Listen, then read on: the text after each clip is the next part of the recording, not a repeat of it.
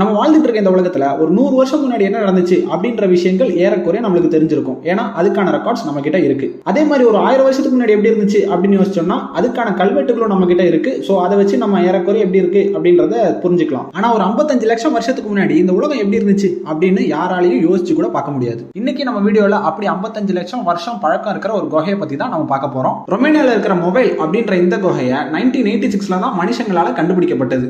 அதுக்கப்புறம் ரிசர்ச் பண்ணி கண்டுபிடிச்சாங்க இது வந்து 55 லட்சம் வருஷத்துக்கு முன்னாடி மூடப்பட்ட ஒரு குகை. அத்தனை வருஷங்களா கொஞ்சம் கூட வெளிச்சம் படாம நம்ம இருக்கிற உலகத்துக்கு வேறுபட்டு இன்னொரு உலகமா இந்த குகை இருந்துகிட்டு இருக்கு. எப்படி இது உருவாச்சு, யார் இதை கட்டினா அப்படின்ற எந்த டீடைல்ஸும் யாராலையும் இது வரைக்கும் கண்டுபிடிக்க முடியல.